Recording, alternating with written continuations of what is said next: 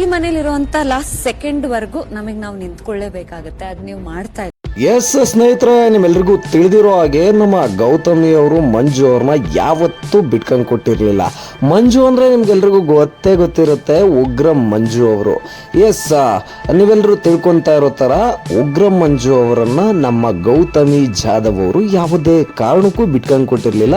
ಆದ್ರೆ ಈಗ ಒಂದು ಫಿನಾಲೆ ಕಾರ್ಡಿನ ಕಾವು ಅತಿರೇಕಕ್ಕೆ ಇರ್ತಾ ಇರೋ ಕಾರಣ ಇಲ್ಲಿ ಮಂಜುನೂ ಬರಲ್ಲ ಗುಂಜುನೂ ಬರಲ್ಲ ಅನ್ನೋ ಥರದಲ್ಲಿ ನಮ್ಮ ಮಂಜು ಅವರನ್ನ ಹೇಳ್ದೆ ಕೇಳದೆ ಒಗಾಯಿಸ್ತಾ ಇರುವಂಥದ್ದು ನಮ್ಮ ಗೌತಮಿ ಜಾಧವ್ ಅವರು. ಎಸ್, ಇನ್ನು ಈ ವಿಚಾರದ ಬಗ್ಗೆ ಅಪ್ಡೇಟ್ ತಿಳ್ಕೊಳ್ತಾ ಹೋಗೋಣ ಬನ್ನಿ. ನಮ್ಮ ಗೌತಮಿ ಜಾಧವ್ ಅವರು ಮಂಜು ಅವರ ಸ್ನೇಹ ಹೇಗಿತ್ತು ಅನ್ನೋದು ಇಡೀ ಬಿಗ್ ಬಾಸ್ ಮನೆ ಅಷ್ಟೇ ಅಲ್ಲ, ಇಡೀ ಕರ್ನಾಟಕದ ಜನತೆಯೇ ನೋಡ್ತಾ ಇತ್ತು.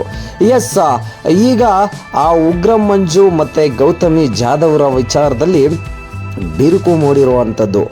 ನಮ್ಮ ಉಗ್ರಂ ಮಂಜು ಅವರನ್ನ ಕಳಪೆ ಕೊಡೋದ್ರಲ್ಲಿ ಯಾರೇ ಬಂದರೂ ಕೂಡ ನಮ್ಮ ಗೌತಮಿ ಜಾಧವ್ ಅವರು ಮಾತ್ರ ನಾನು ಕೊಡೋದಿಲ್ಲ, ಅವನು ನನ್ನ ಪ್ರೀತಿಯ ಗೆಳೆಯ ಅಂತ ಇದ್ರು. ಆದರೆ ಈಗ ಅದೆಲ್ಲದಕ್ಕೂ ಕೂಡ ಕಡಿವಾಣ ಬಿದ್ದಿರೋ ಹಾಗೆ ನಮ್ಮ ಗೌತಮಿ ಜಾಧವ್ ಅವರು ಕೂಡ ಮನೆಯವರ ಎಲ್ಲರೂ ಕೊಟ್ಟಿದ್ರು ಕೂಡ ನಮ್ಮ ಗೌತಮಿ ಜಾಧವ್ ಅವರು ಕೂಡ ಕೊಟ್ಟಿರುವಂಥದ್ದು.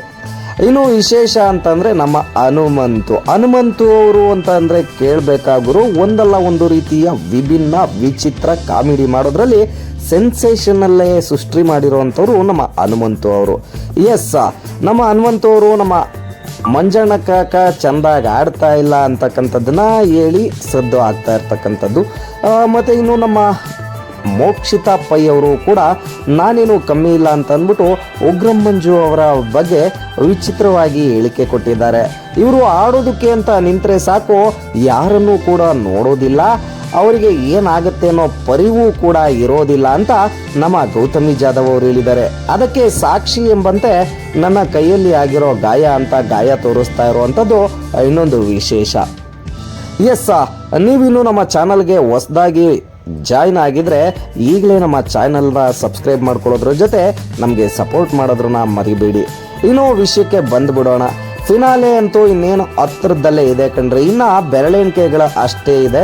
3 ತಿಂಗಳ ಕಾಲ ಅವರು ಆ ಮನೆಯಲ್ಲಿ ಒಳ್ಳೆದ್ದು ಕೆಟ್ಟದ್ದು ಆಗು ಹೋಗುಗಳನ್ನ ಎಲ್ಲದ್ರದನ್ನು ಕೂಡ ಒಂದು ಮನೆ ಥರದಲ್ಲೇ ಅನುಭವಿಸಿರ್ತಕ್ಕಂಥದ್ದು ಒಂದು ಕಡೆ. ಆದರೆ ಇನ್ನೊಂದು ಕಡೆ 3 ತಿಂಗಳ ಕಾಲ ಅವರ ಫ್ಯಾಮಿಲಿ ಅಂದರೆ ಅವರ ಅಪ್ಪ ಅಮ್ಮ ತಮ್ಮ ತಂಗಿ ಅಣ್ಣ ತಮ್ಮ ಗಂಡ ಹೆಂಡತಿ ಎಲ್ಲರನ್ನೂ ಬಿಟ್ಟು 3 ತಿಂಗಳ ಕಾಲ ಇರೋದು ಅಂದರೆ ಅದು ಸಾಮಾನ್ಯವಾದಂಥ ವಿಚಾರನೂ ಅಲ್ಲ. ಎಸ್, ಇದ್ರ ಬಗ್ಗೆ ನಿಮ್ಗೇನು ಅನ್ಸುತ್ತೆ ಕಮೆಂಟ್ ಮಾಡಿ ತಿಳಿಸಿ.